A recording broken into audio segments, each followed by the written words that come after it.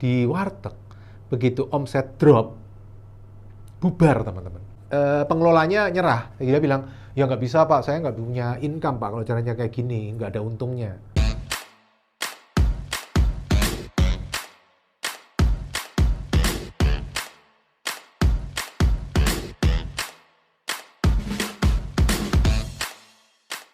Halo teman-teman, kita ketemu lagi di channel YouTube Pipo. Hari ini kita ngobrolin sesuatu yang sering ditanyakan ke saya. Pak Pipo, enak invest minimarket atau invest warteg ya?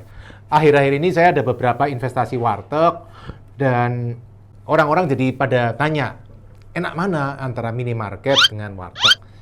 Tentu teman-teman, setiap investasi pasti beda-beda. Masing-masing punya kelebihan, masing-masing juga punya kekurangan ya. Tapi kalau kita bandingkan antara warteg dengan minimarket, yang jelas sekali kelihatan apa? Modal, Pak. Iya, modalnya teman-teman. Kalau modalnya, kalau warteg itu ya sekitar di luar properti ya. Di luar properti mungkin sekitar 150 juta. Di luar propertinya. Sementara minimarket ya minimal mungkin ya 700 di luar propertinya. Jadi sudah 1:4 ya kan, 1:5 bahkan ya. Jadi cukup jauh. Kalau propertinya dimasukkan ya mungkin ya tergantung ya kan, sewanya mau sewa atau beli, terus sewanya mahal atau murah ya kan. Tapi dari situ sudah kelihatan bahwa perbandingannya adalah sekitar 1:5. Jadi kalau warteg investasinya modalnya lebih kecil, minimarket modalnya lebih gede. Ya kalau dari sisi ini lebih enak kecil ya kan, kalau kecil kan lebih tersebar. Kalau yang besar kan lebih terkumpul. Jadi itu yang jadi pertama, yaitu nilai rupiahnya. Nah dari rupiahnya teman-teman pilih mana nih?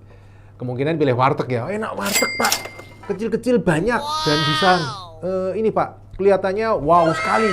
Bisa langsung daripada beli satu minimarket, wah punya 5 warteg, kesannya kayak ini sekali ya, kayaknya banyak sekali, dapat banyak. Ya itu kalau menurut saya memang kelebihan warteg adalah di situ satu. Faktor lainnya adalah pencarian lokasi. Kalau nyari lokasi untuk minimarket, teman-teman seperti ketahui kan, minimarket kita mesti rajin cari lokasi. Survei, kemudian kita ajukan ke franchisor survei, hasilnya bagus atau enggak. Nah itu butuh waktu yang panjang dan butuh effort untuk rajin cari lokasi. Sementara untuk warteg kebalikan. Warteg itu yang saya lihat adalah kebanyakan mereka justru sudah punya lokasi, tinggal kita maunya yang kayak apa. Jadi istilahnya dibantuin mereka bantu cari lokasi sehingga tidak banyak waktu yang terbuang dari kita. Ya plus minus ya teman-teman ya. Kalau yang senang jalan-jalan ya rugi, enak jalan-jalan Pak. Minimarket kan sekalian jalan-jalan. Kalau ini mereka sudah punya stok. Kira-kira lokasi ini sudah ada, bisa order dibantu carikan. Setahu saya bisa loh ya. Saya sih enggak. Karena kebetulan saya punya warteg kan empat-empatnya memakai properti saya yang nganggur. Kios-kios yang nganggur, ruko yang nganggur, saya jadikan warteg.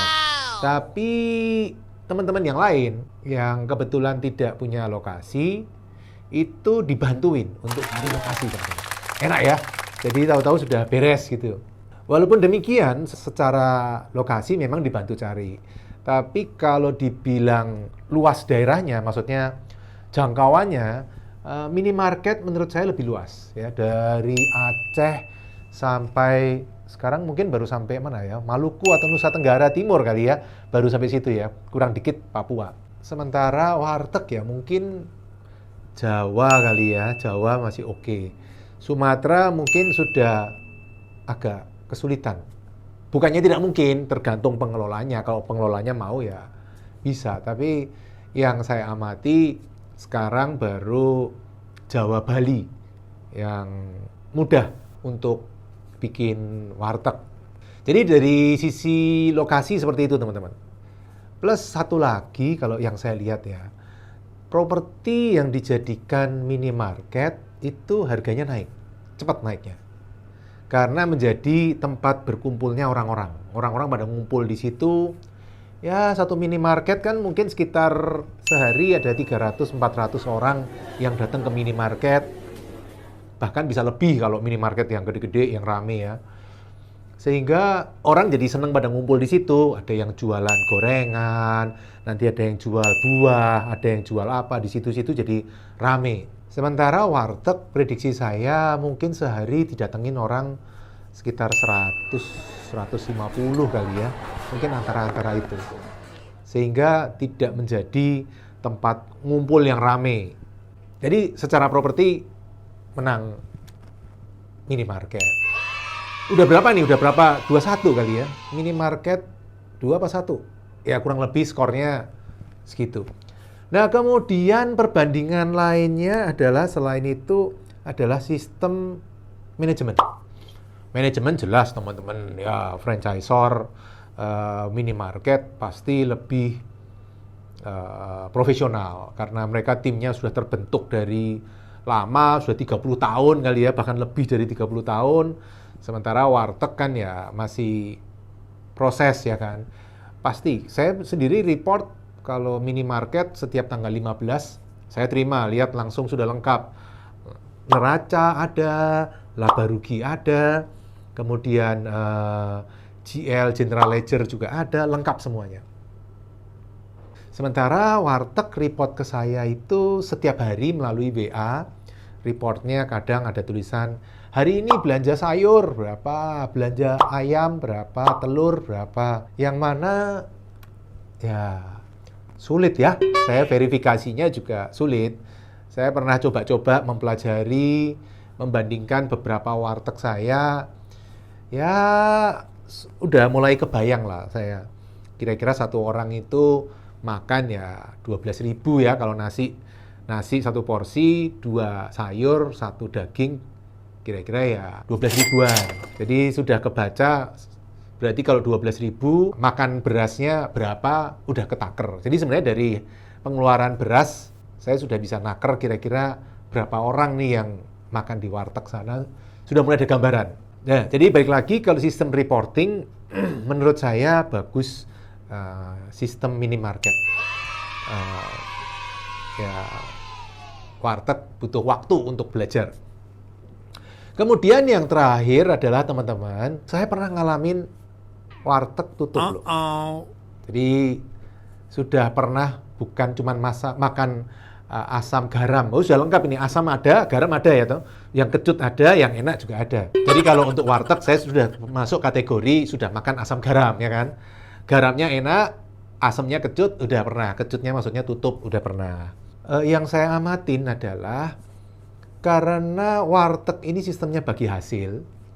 Beda dengan minimarket yang gajian karyawan-karyawannya. Kalau warteg kan karyawannya ada yang gaji, ada yang bagi hasil. Pengelolanya bagi hasil, karyawannya gajian. Nah, kalau omset terlalu kecil, di minimarket dia tetap bisa bertahan. Walaupun akibatnya kita jadi minus ya kan. Atau profitnya kecil atau bahkan minus. Itu masih tetap bisa jalan. Asal kita mau suntik modal terus. Sementara di warteg, begitu omset drop, bubar teman-teman. Ya karena yang bagi hasil kan nggak dapat income ya. Saya baru kepikir sih, mungkin bisa aja kita gaji ya mereka ya. Tapi konsepnya jadi berubah total. Karena konsep warteg itu kan bagi hasil, bukan konsep gaji. Jadi yang saya alamin begitu omsetnya drop, kebetulan salah satu titik warteg saya itu dropnya adalah karena di situ ada tukang parkir. Kedua, jadi tempat ngumpul-ngumpul orang-orang yang kurang pas lah ya. Jadi orang segan untuk masuk ke wartegnya, omsetnya drop. Sehingga akhirnya profitnya rendah sekali, pengelolanya nyerah. Dia bilang, ya nggak bisa Pak, saya nggak punya income Pak kalau caranya kayak gini, nggak ada untungnya. Sehingga dia memutuskan cabut, tutup, terus pindah ke tempat lain. Ya kan saya nggak mungkin, masa saya suruh masak di situ sendiri kan nggak mungkin. Sudah sih sempat saya usulkan ke pengelola warteg, bisa nggak itu jadi sub dari tempat lain gitu loh. Jadi yang warteg yang rame, saya ngambil dari situ, itu saya pasang karyawan. Saya gaji karyawan, jadi dia bukan yang masak, tapi cuman buat penjualan sambil menunggu daerah situ lama-lama membaik gitu loh. Nggak boleh. Ya udah, jadi stop, akhirnya tutup. Sekarang saya jadikan warteg itu jadi saya sewakan ke tukang cukur. Ya lumayan lah, dapat income sedikit-sedikit tetap ada lah ya teman-teman. Nah itu perbandingan teman-teman.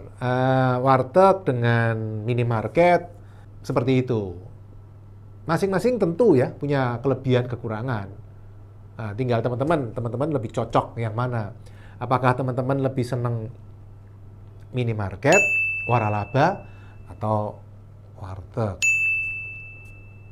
Kalau menurut teman-teman bagus mana? Minimarket atau warteg?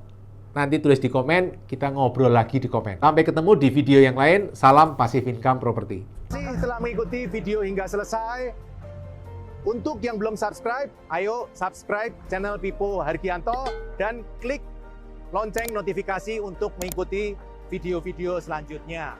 Teman-teman juga bisa mengikuti seminar-seminar gratis yang saya bagikan. Silakan daftar melalui nomor berikut.